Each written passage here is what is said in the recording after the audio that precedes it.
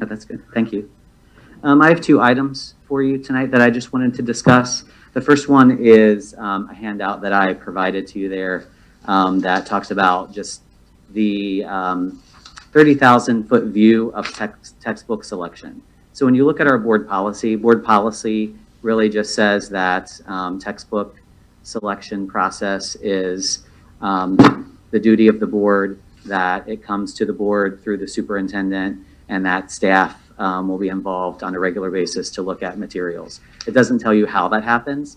And so we just wanted to take a few minutes to give you kind of a behind the scenes kind of look of what that process looks like for textbooks and then also for novels.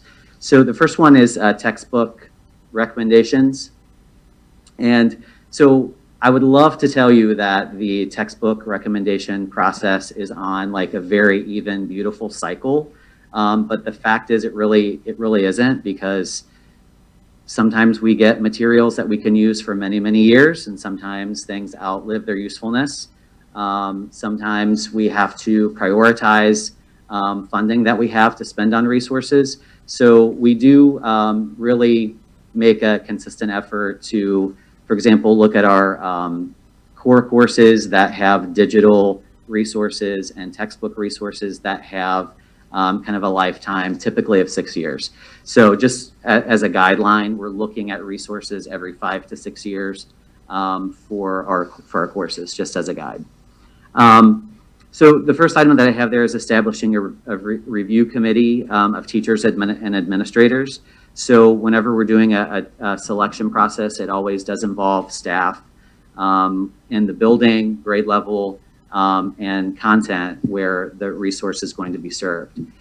So we reach out to different publishers for sample materials. Typically, in my experience, we've always started with resources or publishers that we presently use. So we did a science adoption last year, and we started our process by looking at the publisher of the resource that we presently had there, that we had then, and then look to see what's been improved, what's new as a result of the past several years with that particular resource. So we start there, but we also talk to other school districts, look to see what they have. As you might imagine, my phone rings off the hook all the time. I get a million emails from salespeople who want us to use their resources. So there's no lack of what we can select from, and we just have to kind of narrow down kind of what vendors we bring in to have conversations with our committees and whatnot.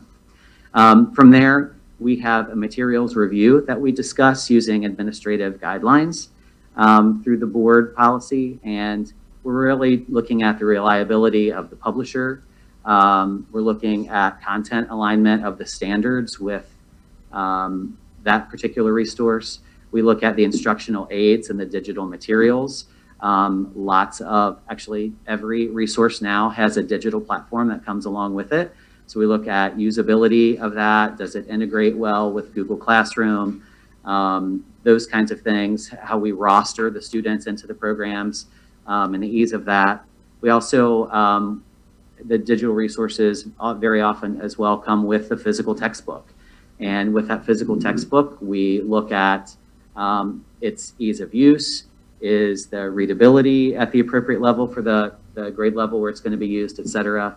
And then finally, we're also looking at the financial obligation of that particular resource. So, we have to look at what it's providing and what we can purchase in a given year. So that's the textbook selection process. All of those things happen in multiple meetings before we bring an actual recommendation to Mr. Ackerman and then to you for a vote. The next piece that I have there is the 712 novel selection process. And so this typically is it always, in my experience here in 7 years, has always started with the teachers. So, we've charged our teachers and really empowered our teachers to look for new resources. Kim has talked about through our diversity and inclusion task force, a goal to include a different variety of resources from diverse authors, et cetera.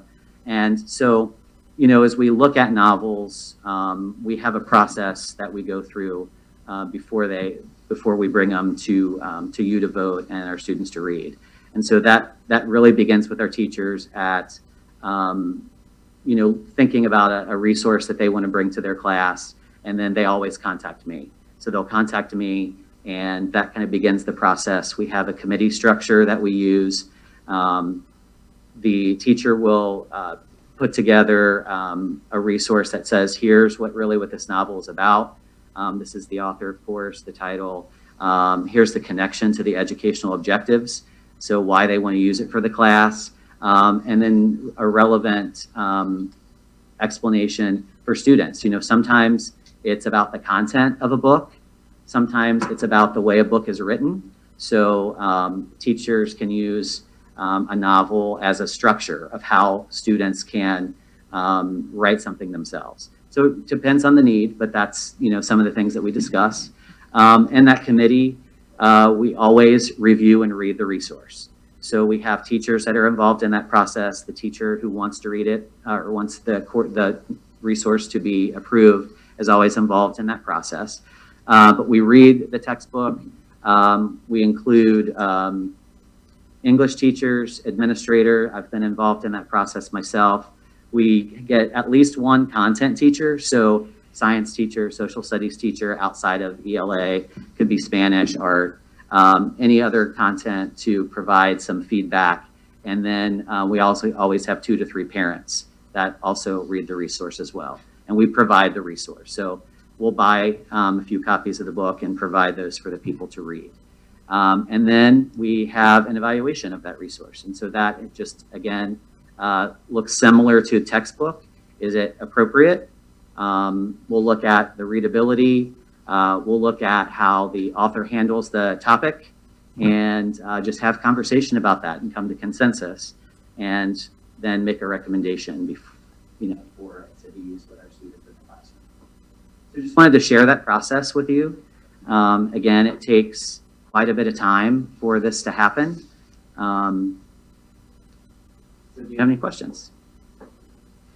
And what's the time frame? Do we go through this? Does this happen this summer, or it's already been decided for the 21-22 school year? Yeah, and so the process, we know in advance in like the fall that we're going to be, for textbooks, that we're going to be reviewing something. So that would typically be happening now. So for example, we only have one item that we'll be bringing later in the spring. And it's really kind of a phase 2 of a Spanish adoption that we started last year. So that's the only thing that we have right now to bring. Novels can sometimes happen more frequently. Like I've got a request already for something that the teachers really, really wanted to bring in the spring to read, but we don't have enough time to get that accomplished now. Novels can sometimes happen a little more quickly. But yeah, typically it happens in the summer or early in the school year for a resource to be used like a novel. How do you pick the parents that read the book? That's a good question. So the parents are usually parents that are active in the PTO. They've gone through, they have students that have gone through. So teachers will give me a couple names. I'll reach out to them and we just invite them to participate. Sometimes they have the time and sometimes they don't. Question? When you talk about the reliability of the publisher, what exactly are you mean in reliability?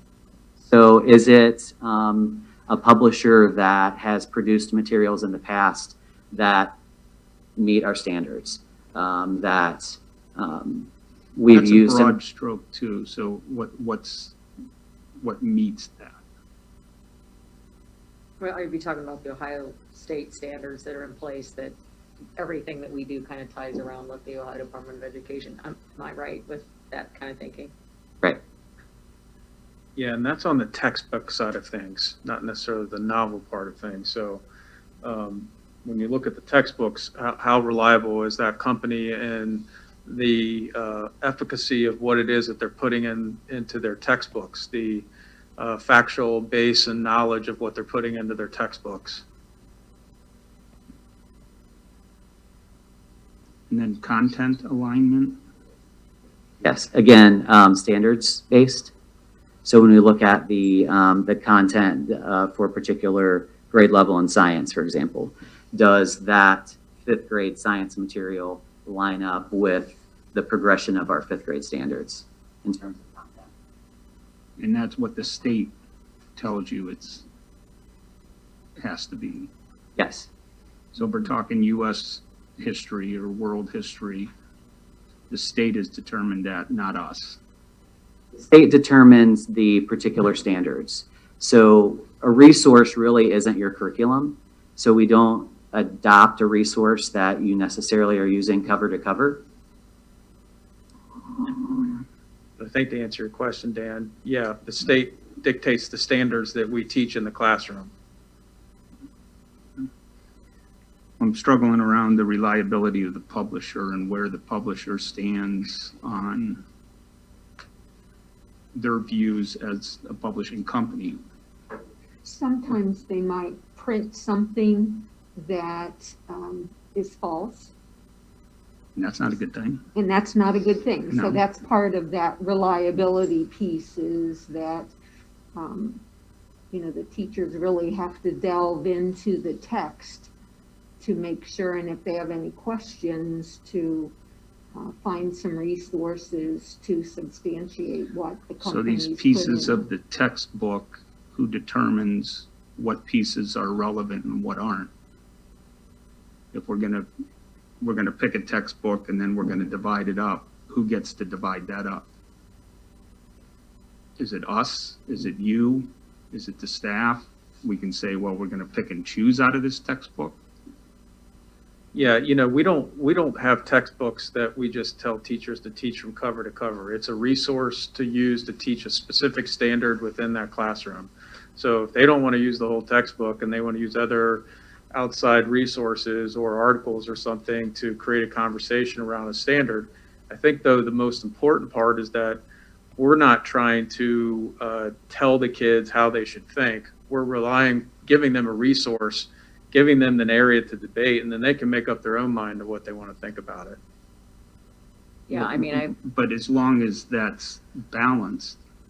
everything's pretty Because- much fact-based, especially in a history perspective. No, that's not true. Well, where I teach, Well, I mean, I'm just trying talking to- about King's local school district. right, but I mean, And the fact that one teacher can pick out certain things out of a textbook and not support an opinion, a different opinion, is troublesome to me, that they can pick and choose what they want. So I'm just trying to understand, if we've got this textbook and they're picking that out, and then they can pick and choose what other kind of material to supplement, how do we determine that it's a balanced approach to what they're learning? I think to clarify too, it's not that the teacher is pulling out content that is only something that they like, for example. So My opinion is on this, that I know, Tim, you said that the kids have the opportunity to decide, but a lot of times, which is a good thing, that you take what your teacher has told you and you believe that that's what it should be, if they're not hearing enough of a different opinion. Both sides, whether it's, a world history class, a United States history class, how things progressed in our country, whether it's a racism or a social issue, that there is a balance on it. If you only have the one approach that the teacher, and I'm not saying good or bad, just whatever approach, it may reflect what we feel as a family, but it could happen the other way too. So more and more concerning, are we getting a balance? I believe that we're balanced. I have all the faith in the world in our teachers that they're teaching a balanced curriculum to their kids. And if they're not, then that's something that we would discuss with them if it's brought to our attention, to make sure that it is happening. But I trust our teachers are doing that, and I trust that and that they're creating a balanced opportunity for kids in the classroom. Because that's what they should be doing. Well, that's what they should be doing, and there's a lot that can be said. I mean, I'm representing my community, not really representing that other side. I just want to make sure that we're getting a balanced approach to everything that's out there, especially in this day and age, that we're seeing that. I think it's a great comment you're making, Dan, and I agree with you. Like, we should be teaching a balanced curriculum to our kids, and I believe that our teachers are. Well, I mean, and there's a whole world of subjects that I've learned over my last 3 years here that we believe that our teachers are doing this. We believe that certain things are being documented and taken care of by certain things. And then we come down the road and we find that those things aren't. So I'm trying to get ahead of some of these questions that were by asking, are we balanced? Not to find out that come July, we have an issue with something. You know, you operate on good faith, but this is the first time I've, you know, over these last couple of years have really seen the process of how material gets selected in the schools and what they learn and what they teach. So I mean, we have good faith teachers, I do believe that, but not everybody's opinions are exactly the same. So I just want to make sure we're supporting the whole realm of things. You know, math and science, you know, I'm sure there's different ways you can do that. Some of those are kind of clear cut. When you start talking about history and social items, political issues, there's difference of opinions. You know, 2 + 2 = 4. I don't think anybody's gonna dispute me on it. I don't, you know, I'm not a mathematician, but Right? I feel pretty confident in my answer, and there's pretty much that's how it's gonna come down. But there's a lot of other things that our kids are learning in school that may, you know, I want to make sure they're getting a balanced approach. Sure. And, you know, I also think this is also connected to, you know, what Don was talking about with culture. You know, culture is going to be driven by our behaviors as adults. Mhm. And so we really want to make sure that we are providing the environment for our students to be able to express their opinions that might be different from their classmates. You know, certainly topics, particularly in And high that's school. perfectly fine, and I like that. But we've got to have another balanced approach to it. They've got to be able to give kind of both sides of the story. And again, Right. I know, even when I was a student, you believe what the teacher tells you. And I know that's my job as a parent, to be involved in their work and say, well, that needs right on, or no, this is a different opinion. And just because there's doctorates and people have written and spent years in Harvard and whatever, and I've got a bachelor's degree from Purdue. Hey, And I'm now. not- and I cook hamburgers for a living doesn't mean that, you know, I have a, you know, my opinion matters just as much as some doctorate at Harvard or Yale or spent years writing all these things. So I just want to make sure we're getting a balance on a lot of those issues. I had a question. Once a textbook or a novel is adopted and it's put into use, is there, I'm sure if somebody had like a complaint or concern, that it would be addressed in some way, but is there a way we track those concerns just to make sure that there isn't, like, you know, a real issue with this textbook, that it's not just like one family's question, that perhaps this does need to be relooked at? Do we track this in any way?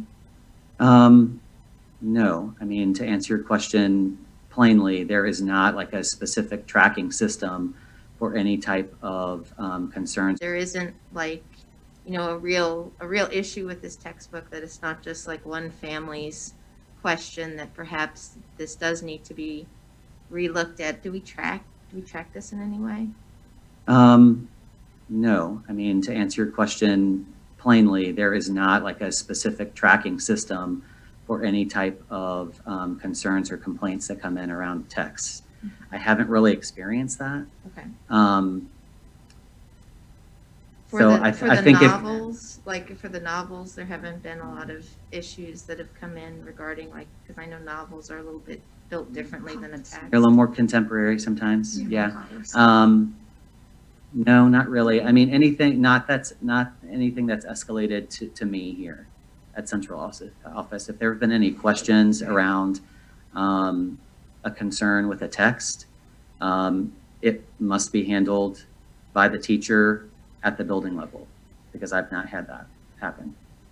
So you don't do any sort of post-peer review on the novels, or is that part of like the teacher's observations as to how it went that semester? There's nothing, you don't do any of that? We do a lot, I mean, I think typically teachers do feedback from the students. Well, In terms of, but I don't know that there's anything like parental. I just meant from your, From an organizational from standpoint. this peer review group that you set up. Like, after you evaluate the novel, you introduce it to the class, is there any follow-up by that group? No, Okay. there isn't. So that would be really the job of the teacher to determine where educational objectives met as a result of using this particular text. Well, I think this kind of goes to to Dan's point. I mean, so after the semester's over and say we've incorporated certain literature in the class, I mean, do we follow up and say, hey, we feel like the class was that we allowed for dissenting opinions, for instance, if they didn't necessarily agree with a certain book or certain perspectives in the book. We feel like that, the class allowed for that, for students to say, hey, well, I understand that this is the author's premise, but this is why I disagree, what have you. I mean, do we make sure that that kind of environment was fostered in the class is my question. And then if we feel like the class didn't allow for that, or if the text, wasn't apropos. I mean, I can understand the teacher saying, hey, I wanted to introduce this novel, but what if the kids read a particular novel and then they find the novel's problematic, right? It just, for lack of a better phrase, it didn't teach well. Did we go back and say, oh, well, maybe we need to find maybe a different resource in the same class, same elective, or what have you, but let's try to find a different book. Do we do that?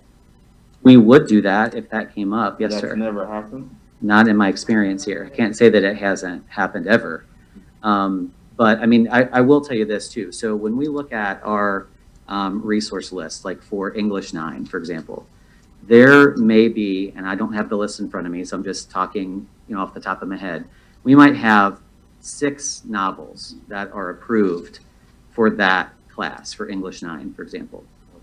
That doesn't mean that the students are going to read all 6 of those Right. novels in that year. They may only read 3 whole class novels over the course of the year. That doesn't mean that they're not reading other short stories, Right. informational text, independent reading that they do. So, part of that, there's flexibility with the teacher of novels that they do use to illustrate points. And, there is some subjectivity in the nature of our work. Absolutely. So, I think that that does require some trust, and that does require an environment where if you disagree, we can have conversation about it. Absolutely. I think you bring up a good point, though, of something for us to consider around the post-review after it's been adopted. Yeah, that's, I understand what you're saying. I hear you. and what's just last question for me, so what's like the approval rate of novels? Do you generally approve all of them, or Do they all come out of this peer review and say, okay, we're good, or you get something and you're like, no way? So this is my 7th school year, and I have gone through the novel selection process 3 times. So 3 novels. So it's not Okay. something that's ever, and I have one kind of on deck right now. So it's not something that it's multiple resources every year. Gotcha. There's a Okay. reliability of the novels that have been approved for years that they've been using. Mhm. So it's not rare, but it's not often that we bring novels. And many of the novels are ones that probably all of us read when we were in high school as well. So we're really trying to, not that that's a bad thing, I'm not saying that's bad, but trying to, add, there's a lot of good young adult literature out there that we could access in our classrooms.